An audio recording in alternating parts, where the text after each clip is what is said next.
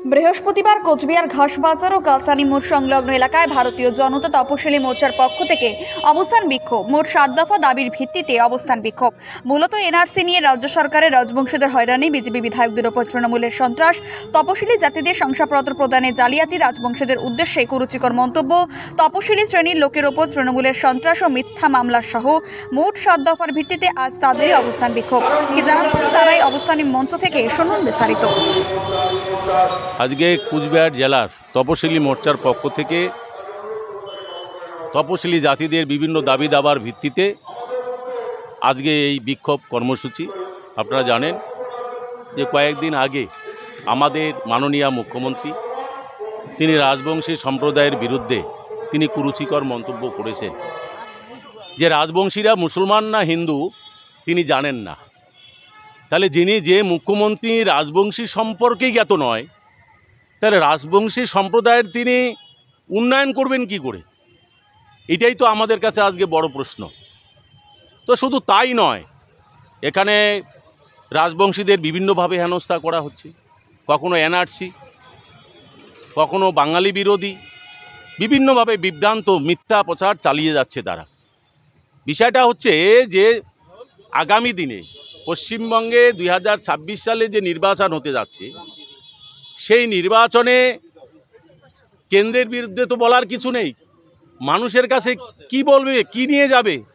কারণ তার সরকারটাই তো আজকে মানুষ দেখতে পাচ্ছে যে আজকে সেখানে বিভিন্ন দপ্তরে কোটি কোটি টাকা দুর্নীতি ধরা পড়ছে, আর একদিকে সারা পশ্চিম বাংলার জুড়ে যে মা বোনদের ইজ্জত লুণ্ঠন হচ্ছে, ছাত্রদের উপরে ছাত্রীদের উপরে নির্যাতন করছে, আরজিকর থেকে কসবা, সারা পশ্চিমবঙ্গে সারা ভারতবর্ষের লোক দেখেছে।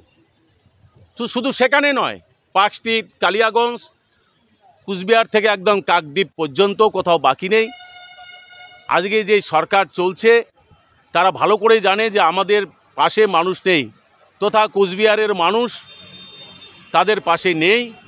তাই তারা বিভ্রান্ত ছড়িয়ে কখনো এনআরসি, কখনো বাঙালি বিরোধী বলে মানুষের ভিতরে একটা ভয় সঞ্চার তৈরি করে কি করে বিজেপির পক্ষ থেকে ঘুরিয়ে নেওয়া যায় মানুষের মনকে, তার চেষ্টা, তার প্রচেষ্টা তারা চালাচ্ছেন। এটা আদত 2026 সালে, কারণ কুচবিহারের মানুষ জানেন যে কিভাবে মিথ্যা প্রচার করছে। সেটা আমরা দেখলাম দিনহাটার উত্তম কুমার বোঝবাসী থেকে শুরু করে, আমরা দেখলাম তুফানগঞ্জের বক্সিরহাটের আরতি ঘোষ, আমরা নাটক দেখলাম সেদিন 21শে জুলাইয়ের মঞ্চে আমরা দেখলাম নাটক, সেখানে ব্রজবাসীকে নিয়ে যাওয়া হয়েছে। সরাসরি আমি এ দাবি করছি, তাহলে উত্তম কুমার ব্রজবাসীকে সেখানে নিয়ে যাওয়া হলো, তো সেখানে আরতি ঘোষকে নিয়ে যাওয়া হলো না কেন?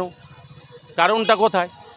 গতকাল দেখা গিয়েছিল তৃণমূলের মুখপাত্র পার্থপ্রতিম রায় তিনি একটি পোস্ট করেছিলেন সমাজ মাধ্যমে, এবং তারপরে দেখা গিয়েছিল যে তিনি সেই পোস্টটি ডিলিট করেছেন।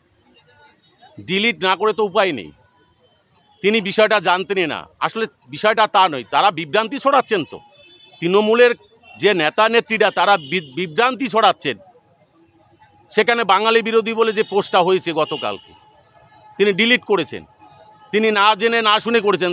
বিষয়টা সেটা না, বিষয়টা হচ্ছে মানুষের ভিতরে একটা ভীতি সঞ্চার করার জন্য এরা এই সমস্ত কিছু করে যাচ্ছেন, কিন্তু সেটা মিথ্যা প্রমাণিত হচ্ছে।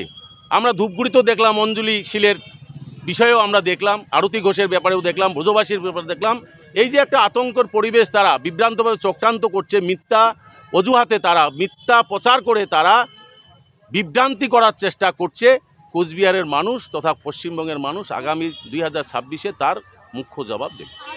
আজ দেখা গিয়েছে যে উত্তরবঙ্গ উন্নয়ন মন্ত্রী নিজে কোচবিহারে এসেছিলেন এবং সেখান থেকে তিনি একটি মন্তব্য করেছেন যে প্রধানমন্ত্রী বার্থ সার্টিফিকেট নেই, তিনি এই মন্তব্য করেছেন। দেখেন, এদের বরাবরই একটা প্রধানমন্ত্রী, দেশের প্রধানমন্ত্রী, তার বিরুদ্ধে বিরূপ মন্তব্য, এদের কৃষ্টি কালচারেই তো তাই। আজকে প্রধানমন্ত্রীর সার্টিফিকেট, বার্থ সার্টিফিকেট আছে কি না উনি জানলেন কি করে?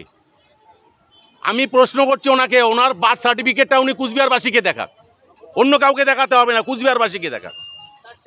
তো এরা বরাবরই এই অপপ্রচারগুলো করে থাকে। এদের কৃষ্টি কালচার, এদের পার্টির কৃষ্টি কালচারেই তো এইরকমই। এরা ভালো কথা ভালো শিখবে কবে? তো আমার প্রশ্ন এটাই যে আজকে একজন প্রধানমন্ত্রী সম্পর্কে বিরূপ প্রতিক্রিয়া। আমি বলতে চাই যে ওনার সার্টিফিকেটটা কুচবিহারবাসীকে দেখাক।